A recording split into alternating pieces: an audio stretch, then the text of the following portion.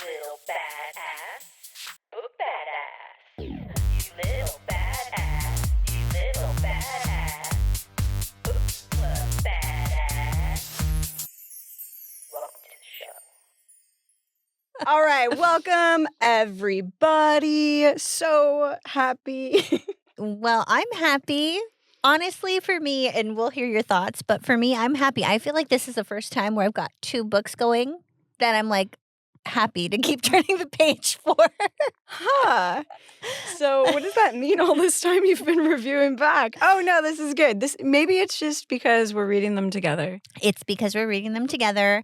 And usually by the end of the book, I'm happy I read it. But you know, if you've watched or listened, the first half of books are always hitting for me. Have we started? Are we? I thought we did. I thought you were dancing. Okay, let's start again. No, this is great. Welcome back to Babs, everybody. Cheers. Okay. Cheers to 10 episodes. Yeah. Cheers to 10 episodes. Cheers to merch. Cheers to 10 subscribers. We are so appreciative of all of you guys who've joined us on this crazy ride. This will be our final episode. Just kidding. So just kidding. We're in it to win it. We're having a good time over here. Again, I don't know how many times I have to say it, but Theo Vaughn recorded like 100 episodes before he even dropped them, okay? Yeah. And we are not petty like him. Clearly, we're givers. Yeah. We're givers. You can tell. You can like tell by my Violet. carabiner. Just Carabiner. Okay. That's a TikTok joke. Go to TikTok if you want to find out what that means. I don't even know. I don't even know. But we've been reading a lot. Super excited about the 2 shared reads we've got going on. And in fact, in honor of the 2 shared reads, episode 10, we decided to dress in 90s fashion today. It's so true. Early 2000s too. We're going to a music festival and it's all ladies all the time. I love your support. Thank you for being so supportive. Okay. It's like allyship. Oops. Oh my goodness. Oh gosh. It just started popping in there. What are you doing with that? What I was trying to do was hold up the book that Ashley already has because I've been an audiophile. Oh my gosh. Okay. I know. Well, and that's because why I'm here. Yeah, I think we're going to start with the first half with the missing half. Oh, I like that. Yeah, right. How that worked out. So The Missing Half by Ashley Flowers with Alex Kiester. I know. I love her name. Yeah, Kiester. Yeah, I know. Or is it Kiester? Oh, I don't know. I thought Kiester just because, Kiesters. It's perfect. It's Okay. great. Okay. First thoughts. Get into it. Let's go. First thoughts are I am enjoying it. It's a typical read for me. There were some times when I'm kind of like, oh, this is like, I don't want to say cheesy, but it's sort of like run of the mill, like set up for this type of a story. But then there are other times where I can really see like Ashley, because if you've listened to her podcast, there's like a formula. Crime junkie. There's like a formula to a lot of like these true crime stories when you're like listening to that kind of a story. Oh, yeah. And there's like tropes and little things like Okay. I couldn't stop thinking trope, story. Okay. But it's basically murder, right? Yeah. So like, is it trope? Is it habit? Is it like just how a lot of murderers go, and that's why they could write a book about crazy psychotic murderers? Yeah, I don't know. Tropalicious, that's for sure. Tropalicious. Yeah, okay, so that was my point. There's a lot of tropes. Let's hear your thoughts before I start to tackle like what's going on here. Could you just tell like I'm antsy and you're like, oh, Katie's going to interrupt me, so I'm just going to let her go? No, I think first of all, we all play roles here. We all are have a role players purpose. here, yeah. And your purpose is to interject right now. Tell me what's going on in your head as you're reading something that maybe, I don't know, like I just feel like true crime and murder sort of stories are like my thing, and I don't know if they're your thing. So, Oh, for sure. Yeah, murder. I love it. No. I'm actually curious how many of you guys out there have enjoyed the kind of change, but it's not so much of a change because I feel like a lot of the books that you've read especially, they have this, this idea of family, right? Even the thriller that I had last time, or the cat and mouse. mm-hmm. And you have this element of family, and you have this element of, not thinking that you know something and then you don't know it.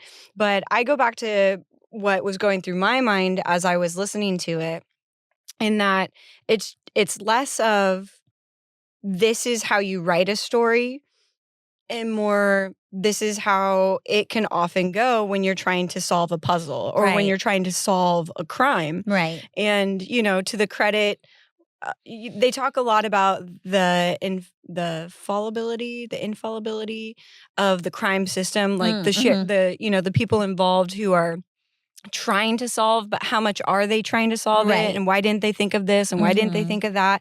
And I got stuck in the shower this morning. No, I didn't get stuck in the shower, but when I was in the shower, I was thinking about this in preparation for today, because that's where I do my best thinking. Sure. And I thought, okay, as an educator, you try your best. But when you have so many students, Right. there's only so much that you can do. And you have your experience and you have your expertise, and probably there's got to be some point in a career where you know it so well, or you think you know it so well, that you can just discredit something. You could just go, okay, nope, that's not it. That's not the situation that's going on with that child. Or I know these actions and what it means when someone behaves in this way, because you're in the business of people. Sure. At the bare bones children. And do sometimes police officers get into that as well? Totally. Yeah. And Of so course. even though the sisters are it's their family, right? They would do anything. This is the number one most important thing to a fault for one of the sisters. Right. Or technically both of them. Yeah, who've in different lost- ways. Yeah, who've lost themselves in this. And it does not seem that important to the police officers involved, to the detectives involved. And how could they miss this? And why didn't they look there? But you have to also remember, it's easy to be in the text, reading the text, or listening to the text in my case, and going, yeah, why didn't they do that? When in fact they have hundreds of cases and missing people and murders all the time that they have to follow up with. Right. And so they're kind of going by their own playbook that they've developed over the years, but also what they were taught and what they know, and they're not going to be perfect. It's like a doctor. Somebody always dies under the knife. Right. You know what I mean? So that's me jumping in with a few thoughts. Well, it makes me think of two different things. Yeah. One is kind of like that whole squeaky wheel gets the grease thing. Like growing up, I always thought, okay, you do things right, you follow the rules, you are polite, you're this, you're that, and that's how you get somewhere. Well, no, unfortunately, the way that it is life. Whether it's a classroom or a hospital or a police station, we're overcrowded in general. Everyone's got something going on.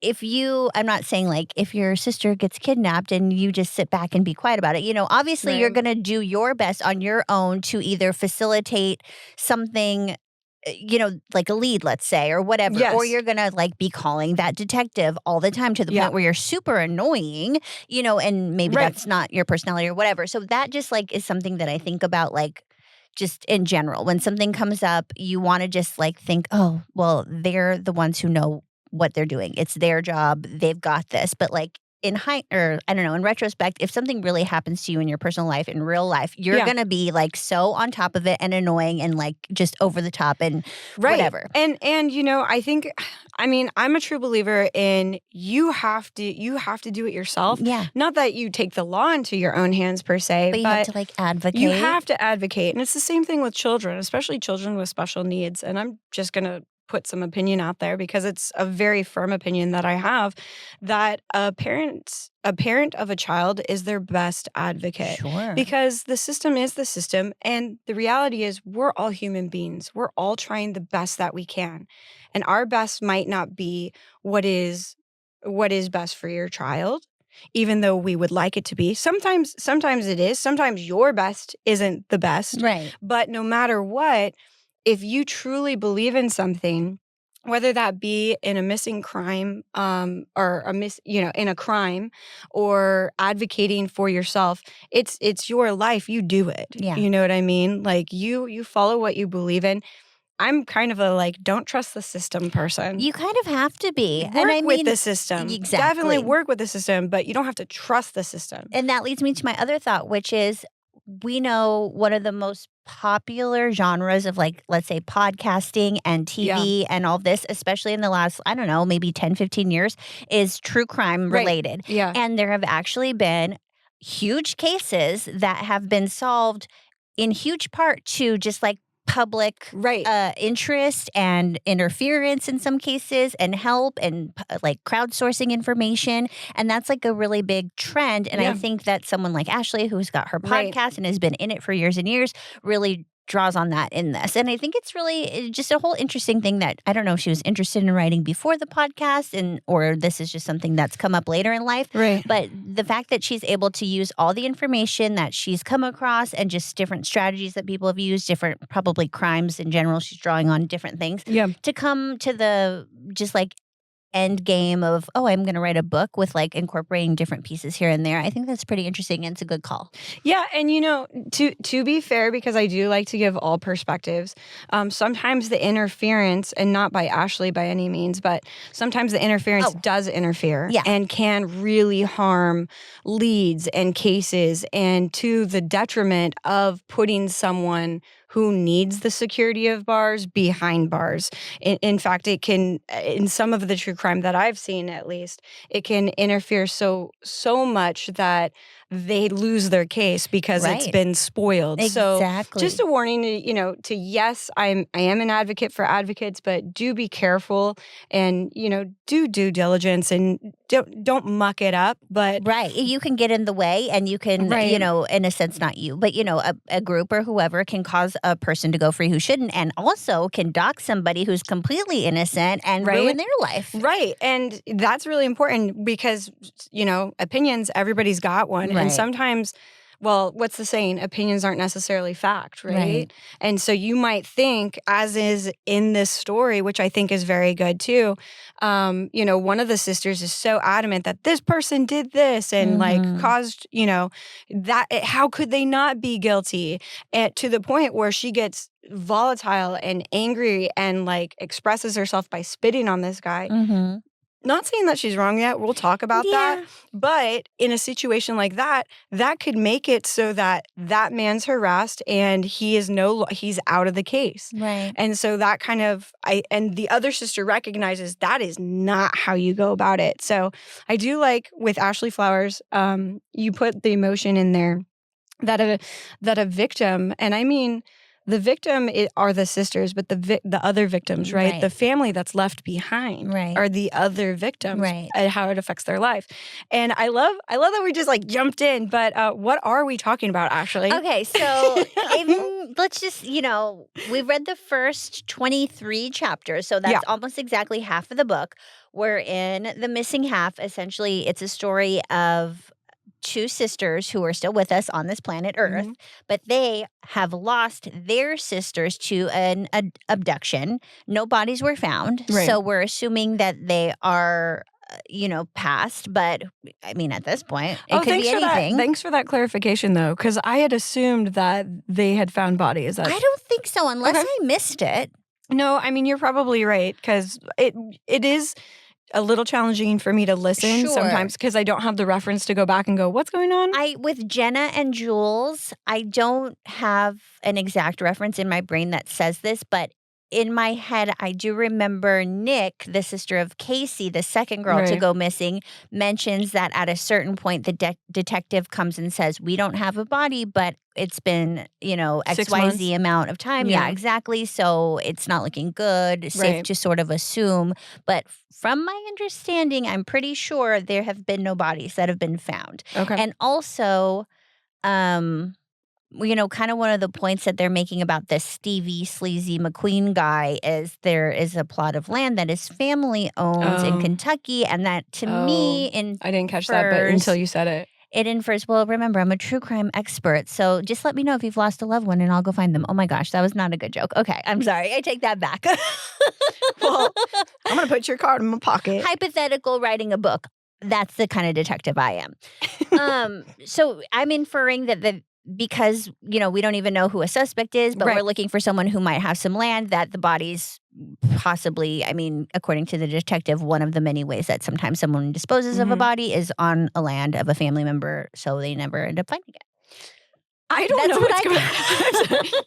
I do have to apologize. My stomach is like doing flip-flops. I think all this like excitement. So it's making a bunch of sounds over here. Oh, well, I haven't been hearing them because I'm just listening to myself talk about being a, We'll see if personal I private edit that part out. detective. I love that. You know what though? I could see you as Detective Ashley, like a PI. Well, I meant to like be lighthearted about it and be like, I'm on the case, but at the same time, not in the specific instance of the book, but in general, we're talking about real lives and real people. So I think I'm glad you mentioned that. Yeah, there's just a certain sensitivity that I often kind of like. Well, I think a lot of people do. But I've also heard, because I went through a phase of a lot of true crime podcasts, and there are different sort of like avenues that they will take. Like some are really jokey about cases, Right. but they'll come right out and be like, hey, this is what we're about to do. Very so serious, if yeah. it's not for you, it's not for you. I don't know. That's just something I feel So like. we should probably talk about that then. This story is an incredible story written about two sisters who take it upon themselves, essentially. And they're not sisters with each other. Both of their sisters have gone missing. Right. And they are kind of left in the aftermath of that experience and how memories can play tricks on your mind, trying to, one of them has kind of self-destructed. The other one self-destructed in the form of being so dedicated to finding her sister or the reason why or who did it. She has one of those walls in her house. And one of they those, literally say that. Yeah, one of those, if you're not watching and you didn't see my finger motions, one of those walls where you put up all these faces and you have these strings connecting here and there with articles that have been published about the story. Right. And so as, book reviewers, podcasters who talk about books, we're probably going to take lighthearted moments talking about it, because that's just who we are as people. And sometimes that's how I process things. Like me too. Yeah. A little giggle here and there. Yeah, a little giggle here and there. But the reality is what they're talking about, obviously, is a very serious thing. And if you've experienced a loss like this yourself or have been touched by a crime like this, then, please know that our hearts go out to you and your families, and we understand the seriousness and the sensitivity of these matters. Or if you're listening or watching this, either or. And I will say this: Ashley Flowers does a good job, also, I think, being delicate to that. And I think that's her perspective. She has all of her expertise from her crime junkie and her passion for true crime. And then I believe she's a sister as well, because in the dedication, she talks about that. And so she's playing upon, like, what would I feel in that situation and what things could happen. And so that's essentially the story that we're on. And I want to get to you because you mentioned something and I want to know your opinion. What would you rather, find a body or never find a body? I think if it was me, I would rather have the body for closure. And just, I think at the point that, not to get super gruesome, but I think at the point that you have the body, you have an idea of what the body went through. And as, uneasy and just torturous as that might be, for me personally, the way I'm anxious and my mind is wandering, I think I would want to know. Of course, having never been in that position, you can't really be sure. Right. But that's my feeling. Yeah, I think knowing you, I'd probably be best too. Yeah. Yeah. And that you could handle it. It's better to not know. Yeah. I'd like to think that I could be rosy colored enough to just be like, I'm going to live in the ignorance. But I think I'm with you on that one. It would always get me. Like even losing, like, let's say your dog runs away or your cat runs away. Like I would, even past the time that would be logical for them to have passed. If they lived a happy life with someone else, 20 years, 30 years down the line, I'd still be like, what happened? Yeah. Yeah. And I couldn't imagine it being your sister. Right. Which way would you go? Would you be more like Nick in a self-destruction if you didn't know? Or do you think you would be more like, well, I just answered it myself. I was going to say like wall of missing, person like Jules, is it? It's Jules, Jenna. Jenna is the one who's seeking Jules. Yeah. Okay. Yeah, I think I would probably, like, especially at the ages that this happened, they're young, and Jules is, Nick is the younger sister. Right, of Casey, who's missing. Right, I would have probably taken the Nick route, just knowing myself, and be like, drinking a lot, staying in the same job where it's comfortable, kind of just not thinking about things. Right. So, I don't know. I think that's probably where I'd be. Yeah. I would probably want to be as with it as Jenna. Jenna. Yeah. Thank you. It's tricky. I mean, we've got 4 names here. Yeah, and there's a lot 2 of are sisters. yeah. And however, at that time in a life, had I lost my brother, who is that person, Right. I probably would have. It would have been hard not to be self-destructive. Right. Yeah. I like, though, that the one is able to pull the other into it. So just a quick recap. How does that happen with the sisters? So how do they get connected? Yeah. So Nick is just like living her life, and Jenna finds her because for whatever reason, I mean, obviously she's got this ongoing investigation that seems like it's been going on for her since her sister left, because this is like her life. She finds Nick. She makes a little lie and says, hey, I found something in my sister's diary that makes me feel like there's like, a chance that we might be able to find the killer, basically. And Nick is kind of just like in this sort of like daze. She's recently had a DWI. She's working at the same job she has since, I don't remember if she was working there. Did you say DWI? Well, that's what they call it in Indiana or whatever. Yeah. Oh, you're listening. So yeah, no, I've read it. It's a DUI for us here, but driving while intoxicated, I guess. Not that I'm a professional, but I am. Okay. Yeah, so whatever the case is. Ashley, I hate to stop you there, but what does the W mean? Now I know. Yeah. Ayo. Okay, good to know. Okay, so anyway, Jenna finds her and basically lies to get her interested. And so that's one way of doing it. Yeah, I mean, it worked. Yeah, and she finds herself doing the same thing to when Lauren. They have a lead. Yeah. Right. Okay, so let's get into it. I was going to say, were you ever... Because as I'm reading, pretty much anytime a man's name is popping up, I'm like, oh, okay, so they did it, right? So it was before the whole affair happened where I was like, okay, Brad. Okay.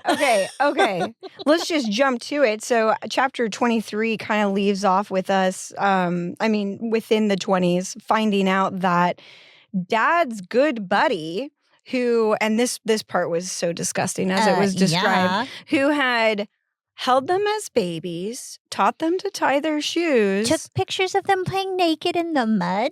Verbatim, almost, the quote. I mean, to be fair, I played naked in the mud, too. Totally. But then at 19 years old is screwing the daughter. Yeah, there's a lot there. I mean, my red flags go up and like, guilty.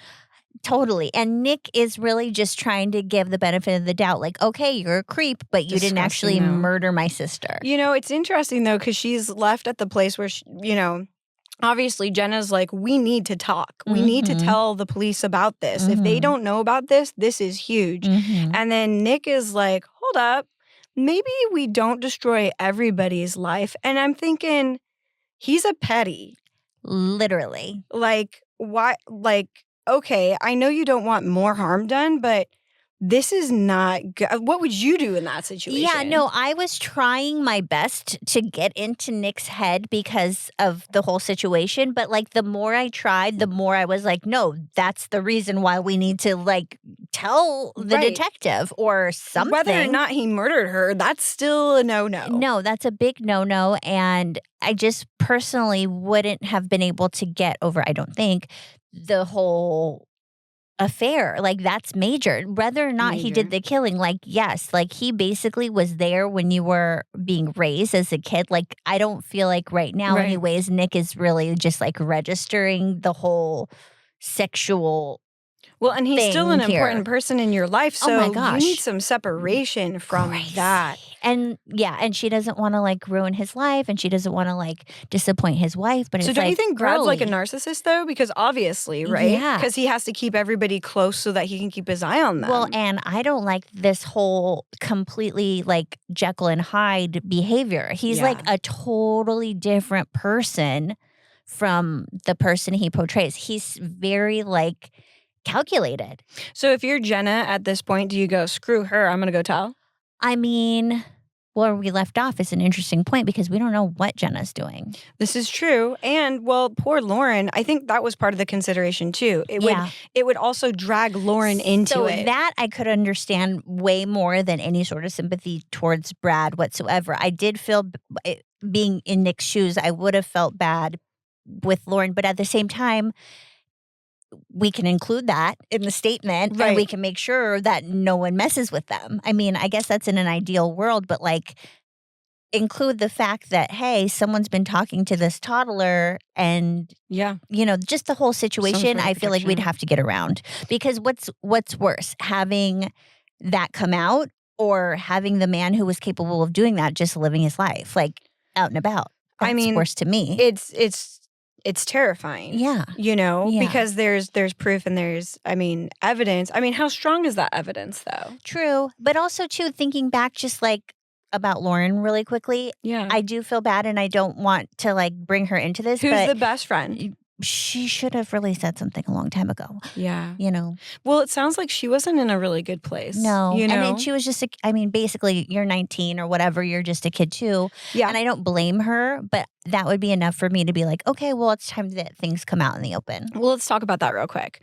19. Are you a kid? Are you an adult? I felt very much like an adult, but now that I've lived more life, yes, you are so fresh and so impressionable. And shame on you, Brad. Oh, the worst. I can respect differences in age, but when you are 19, fresh out of high school, starting a college career, and it's somebody it's all the predatory things, right? Because there's been that relationship that's been cultivated over time, and she's at a place where she's even said to her sister, I need an older man, not these young boys. But guess what? Boys grow up into be men.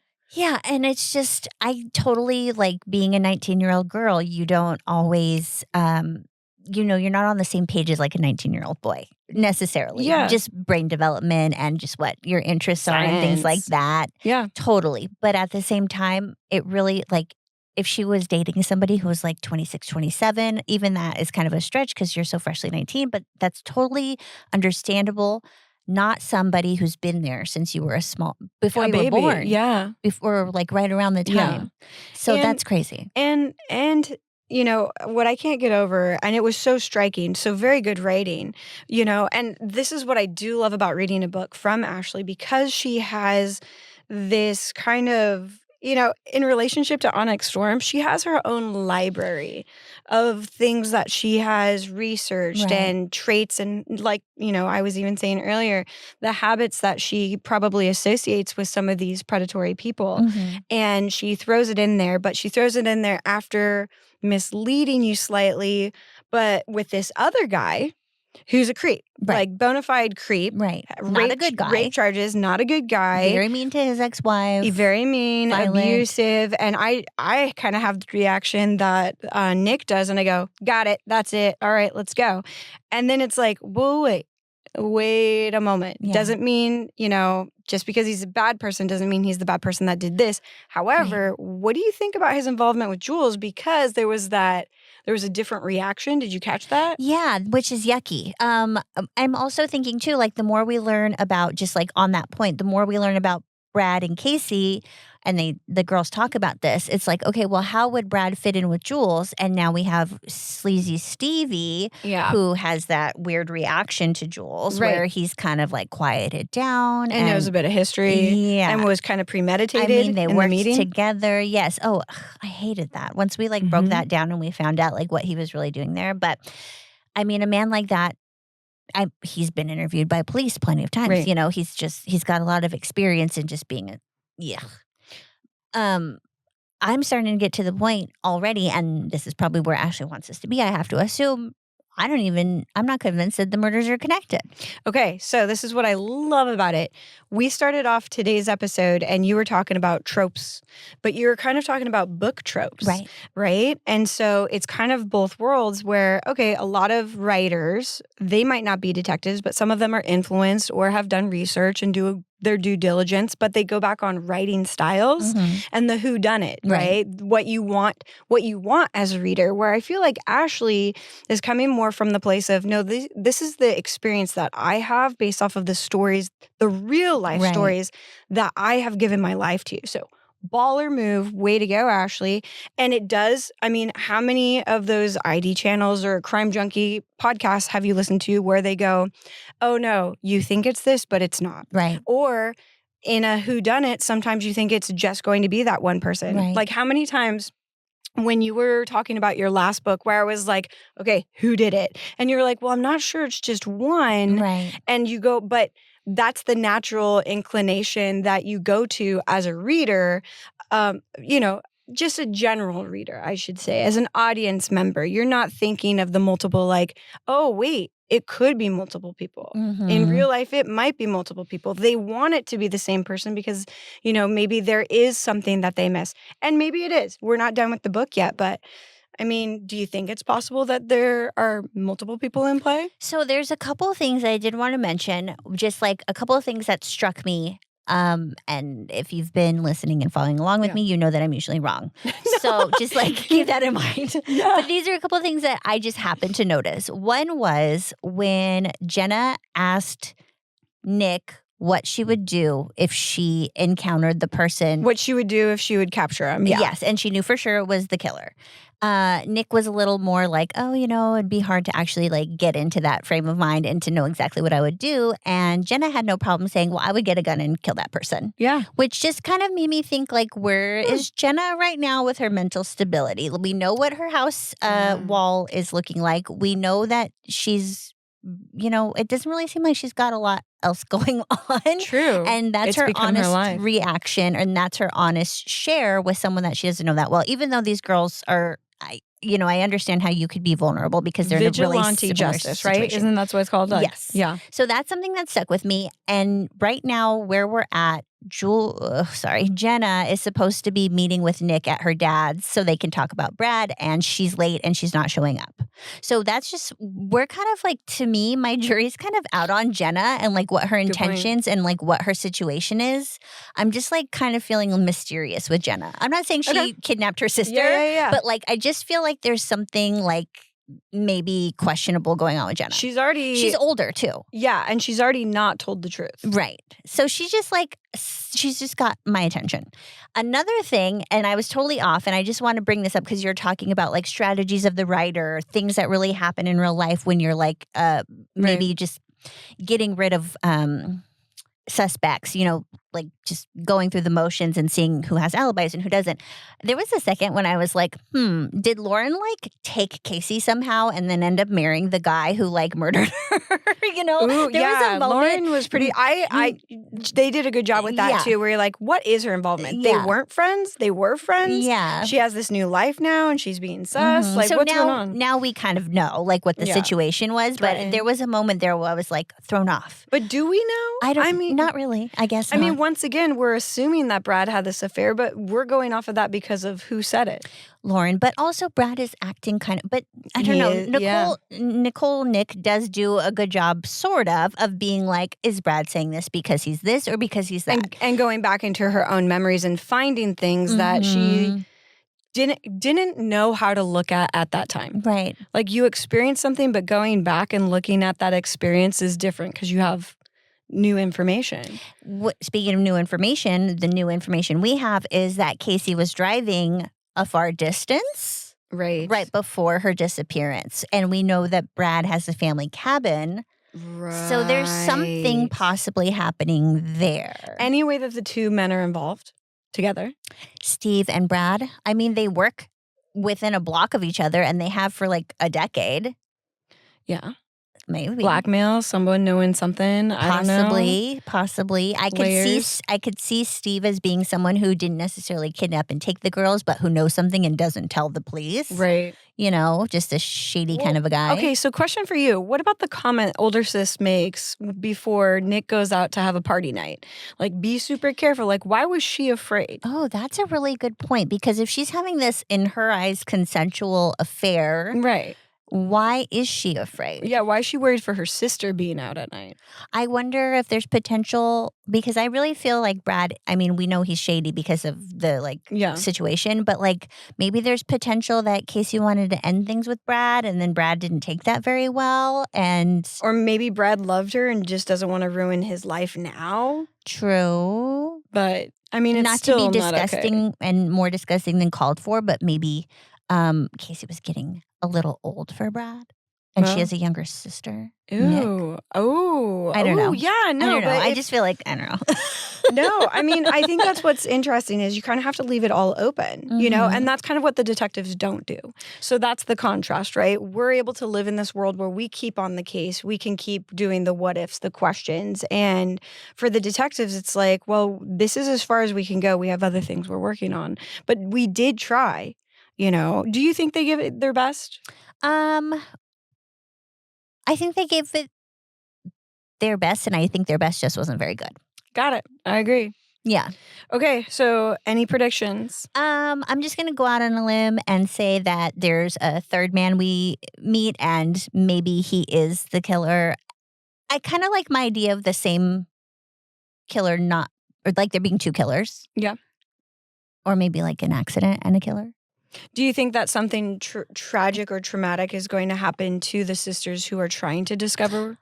I'm kind of worried about Jenna right now. Yeah, I can tell. I can tell. You're so worried. You're such a good sister, like, Ashley. where is Jenna right now? I don't know what's going on with her. I don't know if she's a bad Jenna. girl. I don't know if she's missing now. Like, I'm getting missing vibes, which I feel like Ashley wants us to get because she's like just not showing up, and she's usually the one who's on top of things. Yeah. And I guess I don't have a real prediction. I definitely think. Okay, I wanted to say something concrete, so I could be wrong about it later. I think Brad killed Casey. You think it was an accident? I don't know. But I don't think Brad killed Jules. Yeah, I think so too. I mean, I agree with that. We'll see what happens. Yeah. We'll see what happens. I still think there's something going on with Lauren, you know? Yeah. Because why change your life so drastically? What was the impetus of that? That's true. Or maybe it wasn't that drastic. I mean, she was a teenager. Maybe she just like grew out of whatever it was that she was Or she into saw at the that path time. of someone she thought and then was like, no, that's not the life I want. Yeah. Maybe she kind of got scared straight. Okay, so question.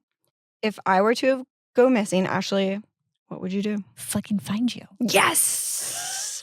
And because you are not so concrete in who did it, I have all my faith in you. No, yeah, exactly. If you go missing and they pull up this podcast and I go all Jenna on every I was going to say, I would go all Jenna on you on for every you. suspect Yeah. gets Jenna'd, if you know what I mean. Yeah. For those Jenna of you who aren't watching, wink, oh, I wink. can't wink on demand, but everyone's getting the Jenna treatment, and that's where I'm ending that on that. Solid. Mic drop. BFF. All right. I think we'll get into the storm now. Okay. We'll just leave that one where it is. We're just going to enjoy that, let it simmer. And next time we're going to hopefully have an outcome. I hope. Okay. I don't even like reading the back of the book, if you might remember, but there is one quote somewhere.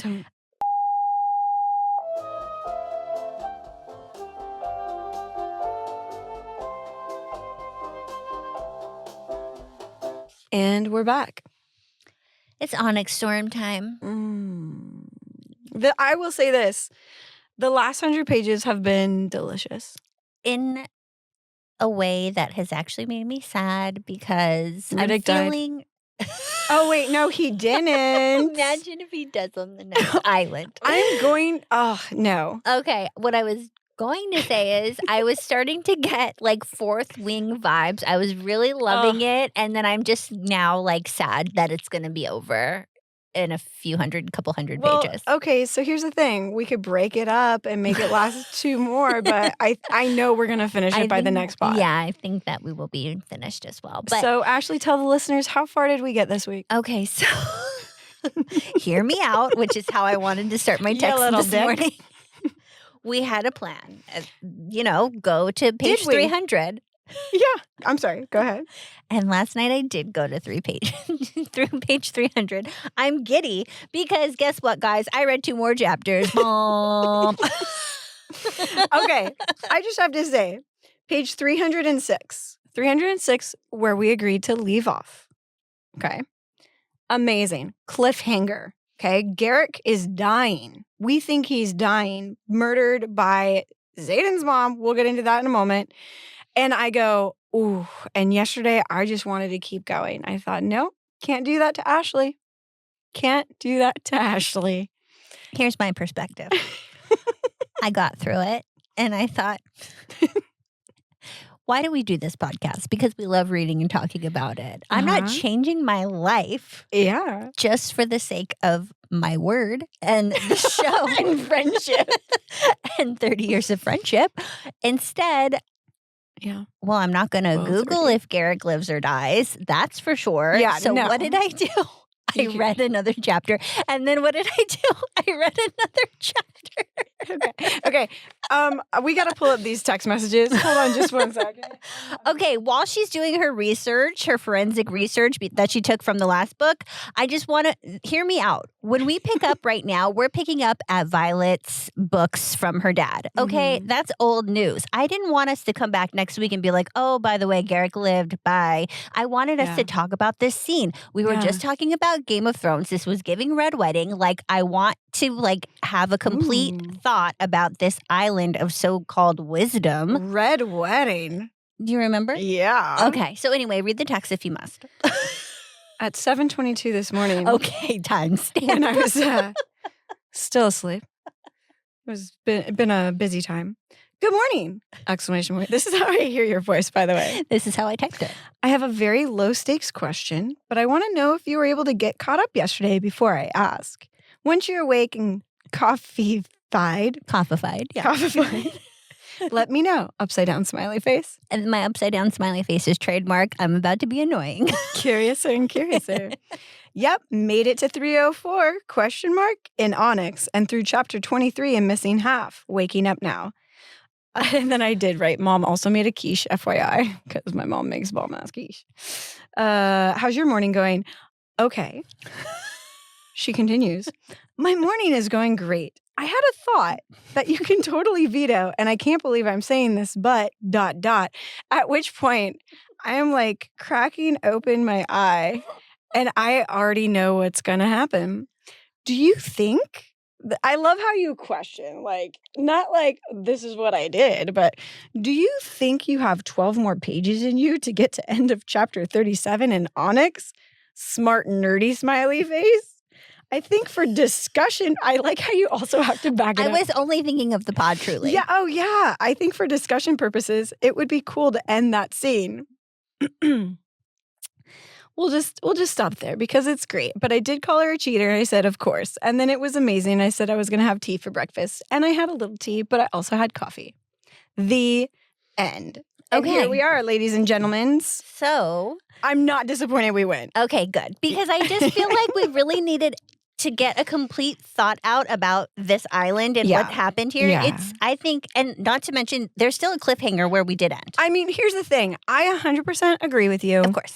I wouldn't disagree with you. I wanted it so badly. It was like the book was teasing me, but I thought, no, I'm not going to do that to Ashley. Not like that one time where she read the next excerpt on accident about Jasenia. Not like that time. Okay. Because that's all I was thinking But of. when it's good, it's good. You know what's funny, though? Because of that moment, I'm just like shaking my leftover coffee around. Because of that moment, I did peek my eyes at the beginning of the next chapter and I said, nope. You told Ashley this is where you were going to stop. But I was actually pretty happy to get there this morning because it was so good. And you're right. It would have been hard to leave it off on Garrick probably dying and Xaden's mom. Like, what? WTF? Yeah. So let's just say, okay, we started around page 200. Violet had just gotten those books. She takes them home. They're dedicated to like studying and practicing their signets and all that stuff at school. But then they get to go on the squad. Quest squad. The quest squad. But it's also, they're doing it, they're breaking the rules to do it the right way because they know that they have to. I mean, there's that badass powerful moment we talked about last week where Violet stands up and says, puts her foot down. Yep, puts her foot down. So they get one chance. And then they realize that with the distance of the islands and having griffins and griffin riders and having flyers, that it was, flyers and then dragon riders. And Darna being, her wing, her little Nemo and wing. Without magic, they would have to island hop and they'd have to keep going. They can't come back to gas up and report back because, of course, the adults want. Well, they're all adults. I hate continuing to say that. Yeah, the old war battle people or whatever, the liars, these generals, Yeah, whatever. they're the like, scenarium, Yeah. I think, is the group. Yeah. Whatever. And so anyway, all the control freaks, Them. yeah, Yeah. who have been lying to people for a very long time, they want to have the reports back, but they also know it's going to injure their search. So I don't know what really is going on with this whole power intentions. play. And Yeah. You would think we're in dire straits, like, let's get this done. Not to mention Violet has her own countdown clock because, Right. like, how much time does Xaden have left? Right. We need a cure. But very few people know about that. But in her head, she's Touche. thinking about that. Yeah. Something super badass, I would go off to say perhaps badass of the week, Arik. Is like, oh, hey, by the way, bro, I'm here. I'm still royal, and you don't get to go on the trip. Yeah. He exposes himself because it's the right thing to do. Yeah. And, Honor. And you kind of go, oh, yeah. Yeah. Okay. Yeah. All right, I really Arik. liked that little scene there because Halden is honestly a pain in the butt and a liability. Yeah. But isn't he still a liability? Oh, so here's the interesting thing. Just want to touch because this week's reading, we visit 2 islands, right? Not 3, it's 2? 2. 2 islands, which is 3 total, I think. Something like that. Yeah, they went to Deverelli, which is like that trading Yep, island, no nonsense guys. Where the fire and Grady's dead. Right? Was it? Or was that wasn't an island? That was just on to the get continent. that gem. The gem thing. from the continent. Yeah, Okay. Good Deverelli was the clarification. place with the books. Right. With the bookshop. Father books. Okay. Got it. Yep. Okay. That was great too. Yeah. And then so we've been in 2 islands this week. So we're on this adventure quest, and I love it. This vision quest. It's not a vision quest, but I love calling it that. The quest. And I love how Riddick really wants. Yeah. Anyways, so. But we don't know what's going on at home. And True. And Violet comments on that a little bit, like, we have to do this, we can't fail. Plus, we don't know what's going on at home. And all of the characters that are not to my liking were left at home. Except for Ree. I was about to say, you talked about your shower moment. My shower moment today was literally thinking about exactly what you're talking about. Like, we're out doing all this, and what's going on at home? Whatever, Halden's going to be a prince no matter what. I can't even think about him. But Ree is there facing hopefully not the consequence of all her besties not following the rules. Like, I can't imagine they're like, oh, Ree, like interrogating her. Like, she didn't know that they weren't going to be coming back. I don't think they told her that they were going to be doing this whole on their own trip. But I'm just thinking of what's Ree thinking right now. I mean, obviously she has faith. I don't think she's necessarily super worried, but she's really the only one that we have like a loyalty to who's back at home just going through the motions. Which is interesting point that you said that, because there is at one of the most recent chapters, I love these correspondences. You either get excerpts from Asher's book. Asher, great name, by the way. Yeah. But he's not going as Sorengale, right? No, he is going by Sorengale. So you have Asher, who is having these excerpts, but then you have one that is a correspondence that Violet does send to Ree. Oh, did I miss that somehow? Maybe, because or maybe that's sometimes what that made me happens think of when it. you're listening. Oh, true. Let me see if I can find it. Yeah. Recovered correspondence of Cadet Violet Sorengale to Cadet Rhiannon Matthias. I wish you and Sawyer were with us, but I'm grateful to have Riddick, even if his sarcasm is wearing on Mira's last nerve. Oh, how funny. That was chapter missed that 37. one. Oh, you know what? When I did cheat and I was reading, I was kind of like super fast reading because like I was feeling guilty about it. And then I didn't go back. Enjoy every guilty pleasure. I mean, the fact you're thinking about it in the shower, I love that. That's too funny. But I love that that's what you're thinking about in the shower, not like some of these hot scenes that are happening. Oh, yeah. No, I guess I forgot about Sawyer being back there too. But I was just thinking of like, okay, if you're at home and you're waiting around for like your best friend and what's going on out there, I'm just thinking of Ree. But yeah. Anyway. But there's Venin. They were waiting on the border. Yeah. We're assuming that all of the magic has been holding up. We don't know what's going on with the dragons. Mm-hmm. We don't know what's going on with the command that's over there. And we don't know how the command had reacted knowing, like, Arik. Yeah. And then Halden's back there. Yeah. What? There is a part where like Halden is like really pissed off, but I think there's also a piece of him who just kind of like was like, okay, well, this is the way it's going to go. Like, he's not going to go admit defeat or anything, but he, in one way or another, is kind of like, this is probably what's best. We're I mean, all he's going to scared die. shitless. Yeah, exactly. Okay, so to be fair, the first island, or the first island that we read about here, that's when I did the heads will roll. Right, because that's when his that's lady where Halden friend was there, yeah. Yeah, And then Arik jumps in. right. Yeah. Okay, so let's talk about that. Okay. Please. The heads? Yes, and the Panthers. Okay. Like, let's get into that, because it was, to me, awesome literary move. Like, awesome. Way to go, Rebecca. That was badass. That was my badass moment of the week. Yeah. I would think. Yeah, it was good. I wasn't expecting the head. Okay, so tell the audience the head. What head are we talking about? Okay, so we're in Deverelli. They are known to be kind of tricky. You don't want to make a deal you can't keep with these people. They have no choice but to send Halden in. So while they're in the bookshop getting the books that Asher had left for Violet, Halden's on his own mission with Takaris doing royalty stuff. Which you totally called last week. Yeah, and guess what? We all knew there was a bad feeling that he was going to do something to screw things up. And what does he do? He sends his girlfriend, security chief officer, into their like treasure vault to steal things with a list. I mean, he's considering that they're recovering these Navarian artifacts, but realistically, they got them fair and square through trade. And so, unfortunately, I'm sorry, I forget her name, but she had red hair. That's what I remember.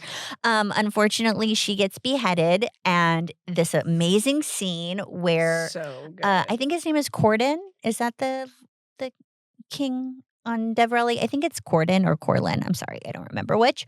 But whatever the case is, he has his own pets, and they are these 3 sister panthers, and they like eat this poor girl's head.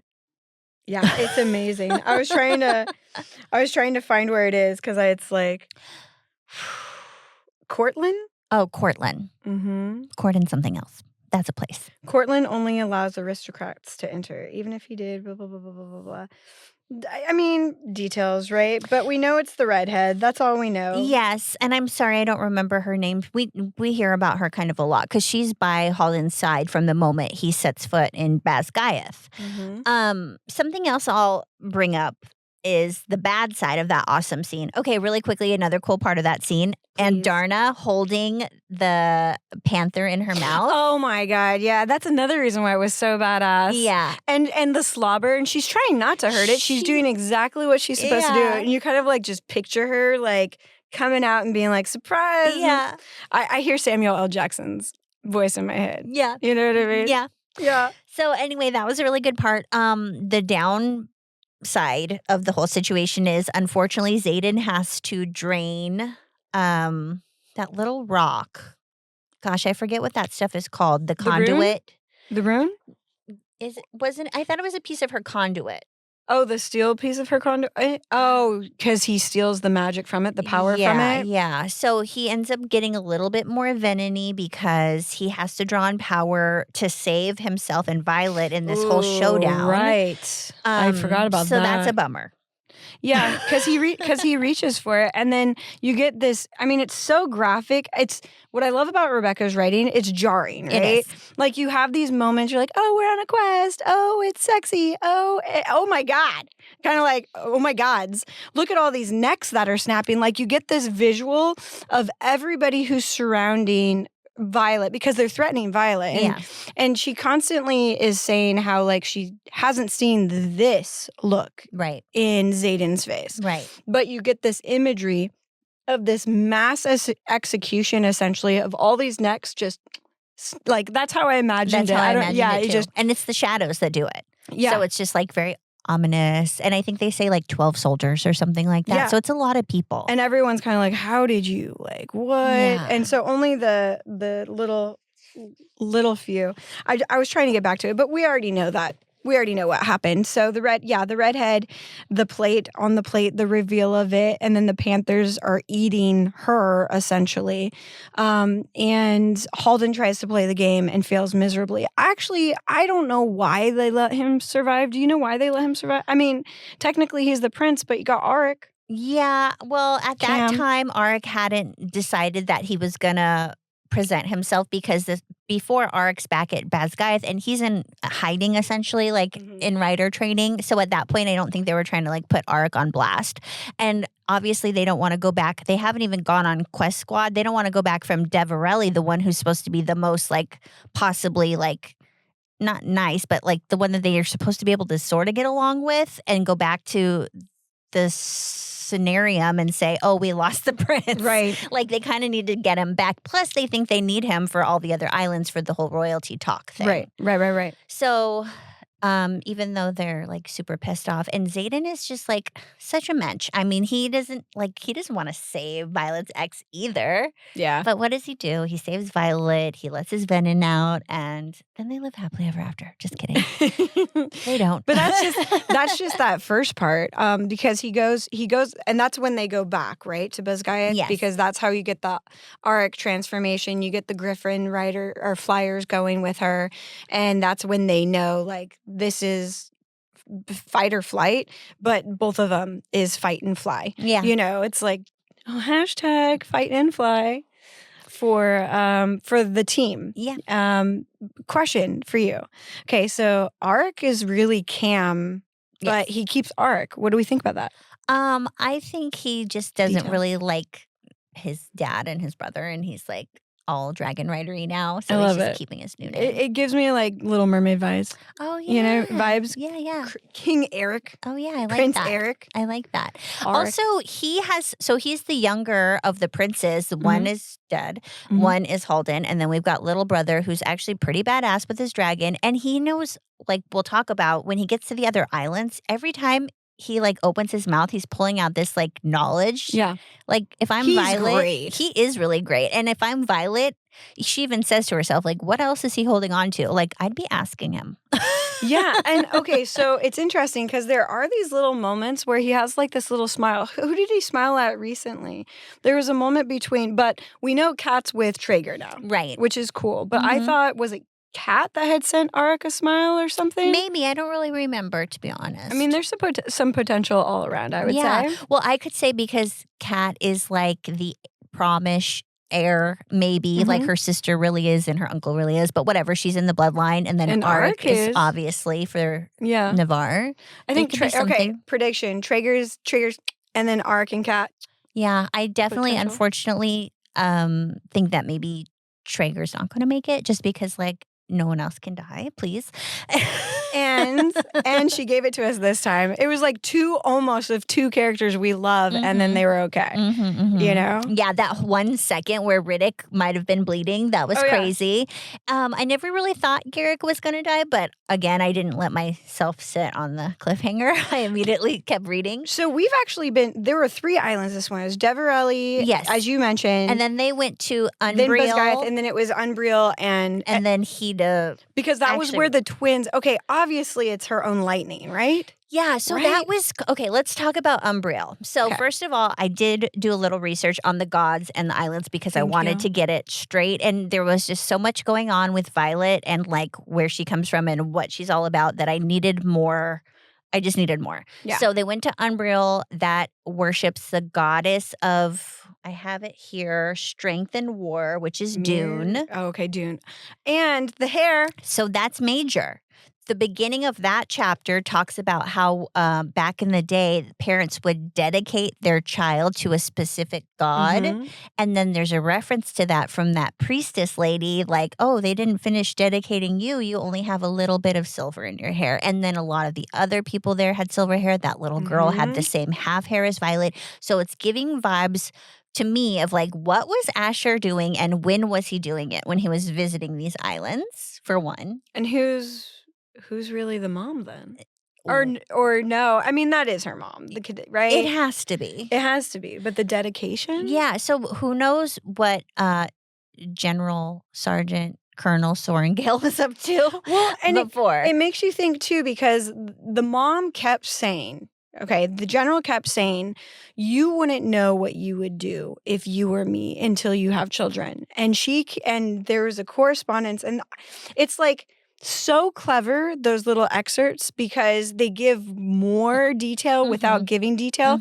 And the correspondence between mom and dad, and how they talk about, if they only knew, or they'll never know, or like, they Right. have other secrets going on And I feel like there's more that we're going to discover, as we did with Zayden's mom. Right. And Mira goes off to see Asher's mom, like that grandma. Yeah. And that was like really mysterious. She doesn't want to talk about it. She's feeling a little maybe just like wanting to do her own thing because Violet got the books. And in my head, I'm just kind of like, I didn't feel that for Mira. I feel like Mira would like tell Violet, but like maybe she got her own message that said, don't tell Violet yet. And this is I have a stronger feeling like that because their sister bond is so good. Yeah, and she's not like shady or weird or anything, but it's interesting because there's something there where their dad wasn't talking to his mom and she goes to visit and something's happening. And she's in all of this, Mira has protected her sister. Yeah.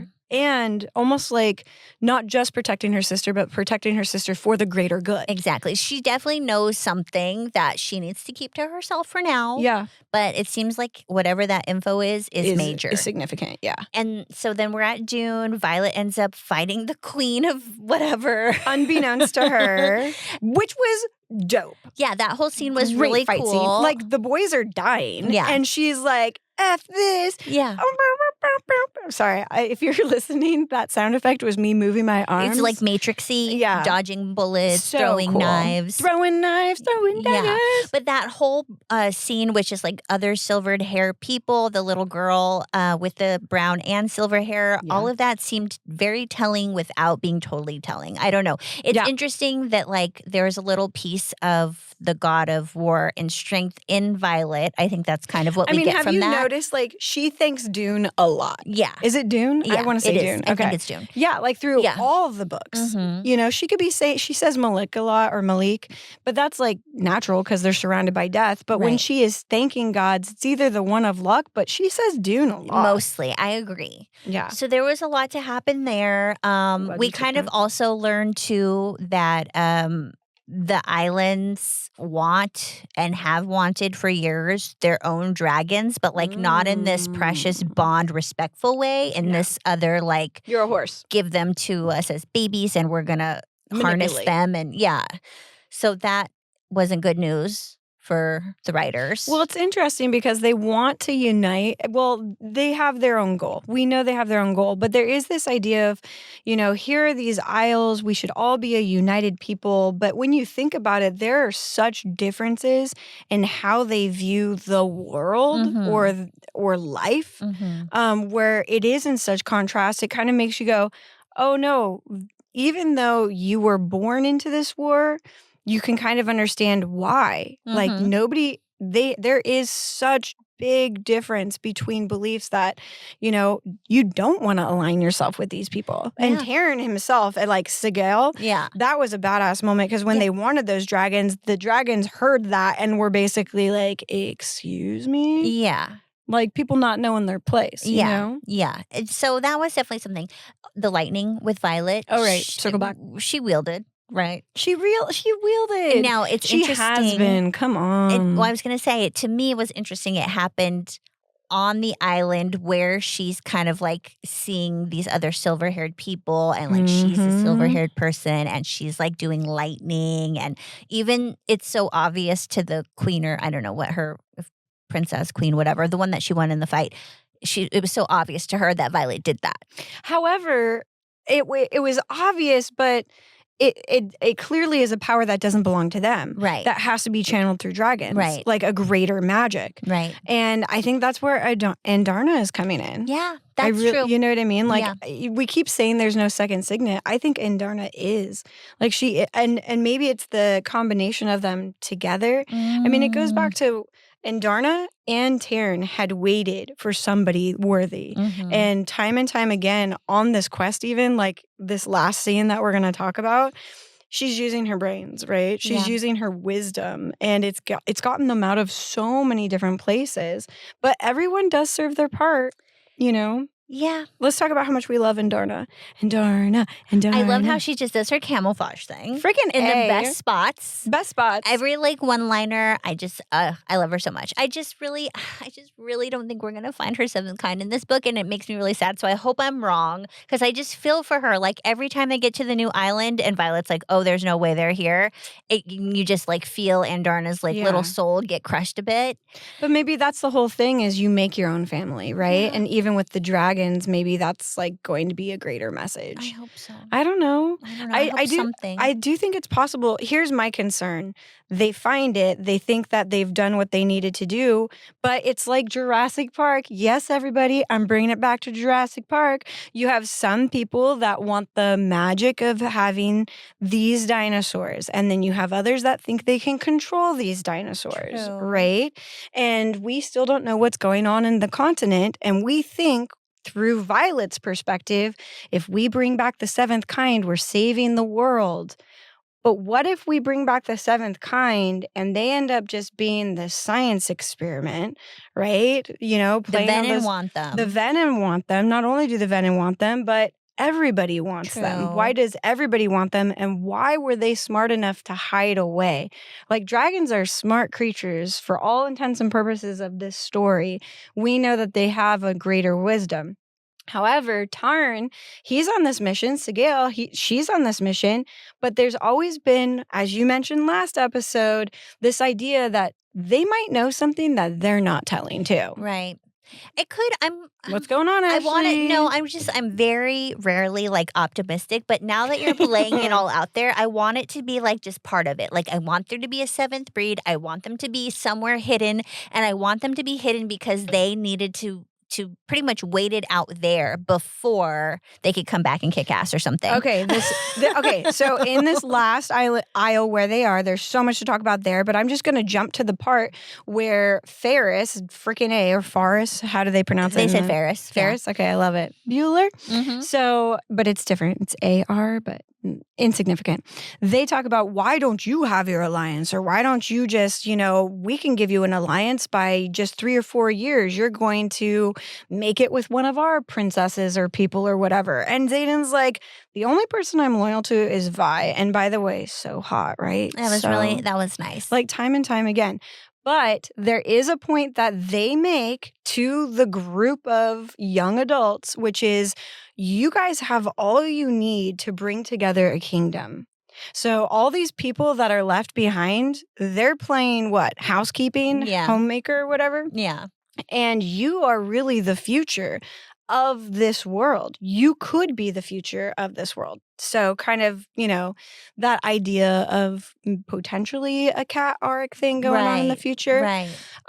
But they have the most powerful riders. They have an alliance between riders and griffins. Which is dragons like unheard of. Yeah, the dragons and griffins are even getting along on this mission. They're not getting along. And even Theonopolis. No, what was her name? The Venom. Even the Theophany. Right? Okay, so like even the Venom are saying, maybe you don't actually know like what is right? They even say that to Violet. Yeah. And so it's almost like, what do the Venom know that we don't know? I still think they're the bad guys, but once again, as you explore the aisles and you see how disjointed these people are and how corrupt these people are in their own way. Mm-hmm. You want the future more and more to be these young adults who come together because they see what's good. Mm-hmm. You know what I mean? Mm-hmm. And they might, if they are successful, then on top of everything, have magic, be able to control magic, and have all 7 breeds of dragon? Like, what? Like, is this happening? Or are they going to come back with all of this and then face the reality like they had done this for the greater good, but there's still going to be this hesitance and resistance that mom and dad knew about, and that's why they took their respective roles in the military to stay in some control and in awareness. And what did Asher do? The scribes. Yeah, the scribes, which is the knowledge and this adventure we're finding out about. Yeah, his little like own quest, basically. He's like laying all these Easter eggs. He obviously spent a lot of time. Clever. How do you do this? The woman in the bookshop And stay was sexy. like, true. The woman in the bookshop on Deverelli was like, oh, Asher, kind of, even though she's much older. And then even Ferris, not until they're leaving, finds out that Violet is his daughter and is like, well, shit, I should have known. And look at your eyes. Yeah, I should have known. And okay, can I just take this moment to say, for the Island of Wisdom, Hidotus or whatever, they weren't that smart.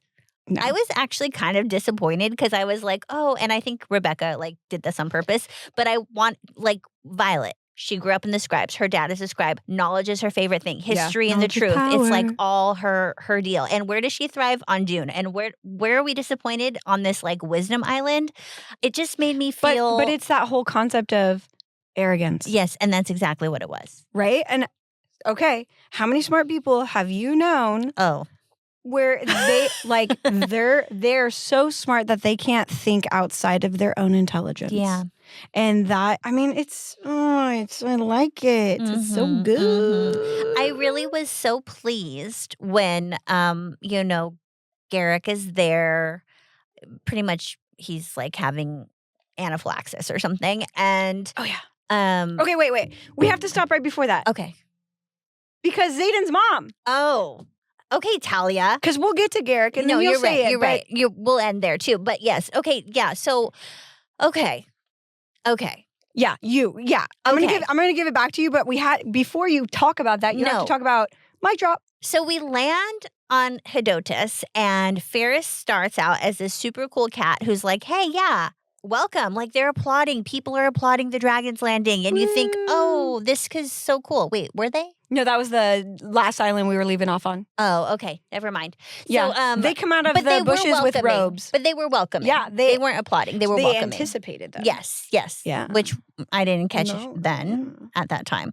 But they were welcoming, I think it's safe to say. Whether or not their intentions were good, now we know they weren't. Yeah. And then who's there but Zayden's mom? Zayden's mom. I would have never, No. ever Mm-mm. imagined she was going to be on one of these islands, let alone the one of wisdom. Mm-hmm. And then we come to find out more about Zayden, bringing back those layers of that onion. Yeah, so they're 10 years old, his 10th birthday. Yeah. She feeds him chocolate cake and then graham mousses. Okay, I'm not standing up for her, but this whole contract thing. So Fen doesn't seem like a great guy, right? No, and he even had one of his own excerpts that was forget about love. Marriage in aristocracy is just contractual, save your love for your kids, pretty much. Yeah. So, okay, he probably wasn't a great husband, obviously. But at the same time, she just up and left. And I'm sure it was probably hard for her. She couldn't take Zayden. She couldn't stay. I don't know. She That's could where have That's where stayed. I'm But here's the thing. she didn't want to If she die. had stayed, she thought that she'd be put to murder just like Fen. And to be fair, probably, or she could have been hiding because other people survived in Eurasia. True. You know? Yeah. That's Zayden's point. Doesn't mean you were going to die. You just left me. You chose you over me. And not to mention, he has put his life on the line. Well, first of all, he took the wrath for all of the other marked ones. Yeah. And he's just so quick to put himself on the line to save others that I don't think he can even get in the headspace of abandoning your child Right. in war. And I mean, to be fair, Violet has shown him what it means to put another person before yourself. True. Yeah. And after having really gained that perspective, I think it makes him have a greater sorrow for his mom because his mom wasn't able to do that for her own son. Yeah. Come on. No wonder he's messed up. Yeah, definitely. And then she's just kind of wow. She has these two new kids. I'm over her. Yeah. And then she's just oh, you poisoned my son. Rude. And it's you totally are the type of woman to He was be even married to a god. you said to test him. This. Yeah. I didn't like any of this. No, but I did like how Andarna was waiting. There was this was good writing. How this plan unfolds and you think Forrest, Ferris, whatever, was so clever because he's so smart. But Violet was smarter. On so many levels. She sends Andarna out after the kids. She does her own poisoning. A pre-poison. Yeah, pre-poison. Pre-poison which is amazing. party. So that's what I was going to say before. It's okay, Garrick is there. He's being suffocated by his own throat. Yeah. And then what else? But Violet's pretty much oh, that. Yeah. She kept her cool. She wasn't feeling cool, but she kept her cool. Yeah. She's oh yeah, you poisoned him. I poisoned you guys an hour ago. And you're going to die. And so it's up to you. I don't need to threaten you. I'm Yeah. not going to threaten you. And clever enough to go in the kitchen. Duh. Yeah, well, Ferris didn't want to be a loser in this. He didn't want to think he got outwitted, even though Right. he had 3 times by now. Yeah. And they go and they find the little blue-fingered chef, and they get to the bottom Little of it. blue-fingered. Little blue finger Blue finger chef. shove. So basically there's that moment. It's not that they necessarily have an ally, but in a way there's like a blackmail kind of set in place where they Right. get what they need. Right. Except for Talia is definitely on the shit list at this point. Yeah, he doesn't even look at her when they leave, and that's totally fine. Yeah, just overall, I was just disappointed with the whole Riddick almost wisdom people. dies. So after Oh, Garrick yeah. almost dies, and then we're like, okay, he's going to survive. I have a feeling he's going to survive. I didn't think he was going And to die. then Riddick gets stabbed. And in those like 3 paragraphs, I was like, Ashley, no, she called it. Damn you. But guess what? He was actually totally fine. he was totally fine. And he laughs it off. And he's like, of course not. But you got my leather, and I need a quest patch. There better be a quest patch for He's this such or a something. goof. I know, but I think we need an episode 10 patch Yeah. for like the that. quest of our reading. Okay. Yes. Yeah. Okay. All right, I'll be Okay, we working can on do that. We'll be working on that. And then tell us where it leaves off. Okay, so Ashley. then, and I did research the gods. So next, they're hitting, Zenal, the god of Lux Island. And guess Good what or the bad? last word of that chapter is? Magic. I didn't even think about the fact that it's luck. Wouldn't it be lucky to find what they need on the island of luck? Yeah. How can you test your luck, though? And I think it's fun. Like, there's like a sense, like an undercurrent of like this feeling that she's feeling. And maybe it's not like the magic they're used to. Maybe it's just like this whole lucky magic sort of energy. Good point. I don't know. Can we trust Zayden? Can we just- Predictions. Can we go into predictions of this one? Okay, so Zayden's getting more venom-ish. Like, yeah, I think so. I think he is. I kind of like it. Okay, who doesn't like a bad boy? I mean, Sigale. but she kind of does. I don't no, think she she's doesn't. liking She's it. not I into don't it. think She's she's not into liking it. it. Yeah.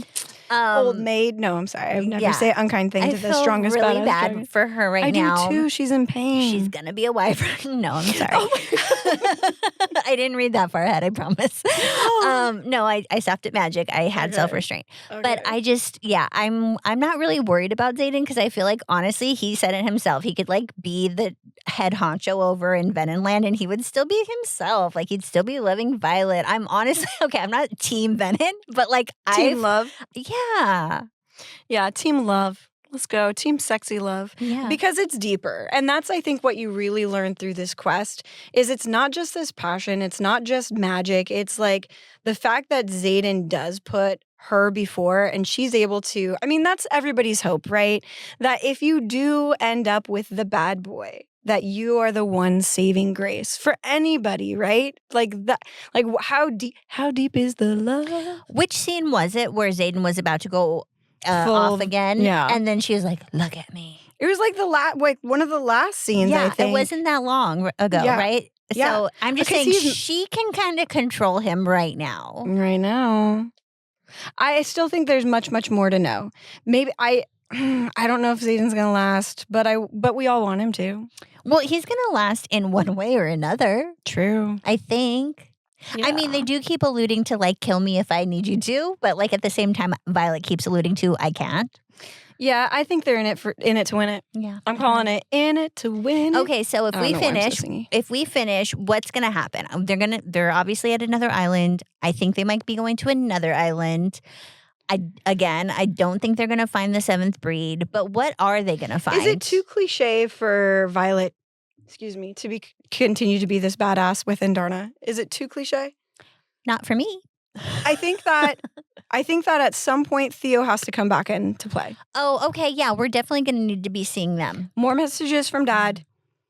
And I think it might be another one of those break in halves where it's a buildup, like when Violet almost died Mm-hmm. at the end of this, where unfortunately, I hate to say it, but I think they're going to be disappointed when they go back to the continent. Yeah.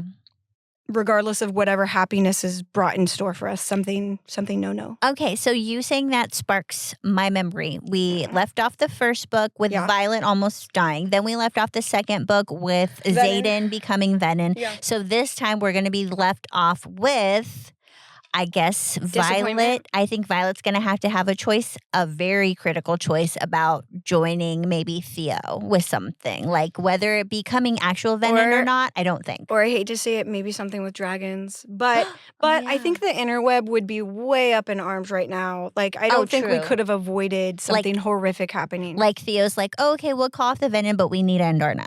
Or something with Andarna, but I think Andarna's moment is about to happen. Yeah. And because she keeps getting awesome. Yeah. Yeah. Okay, well, I guess we'll find out next time. We're going to find out with you badasses.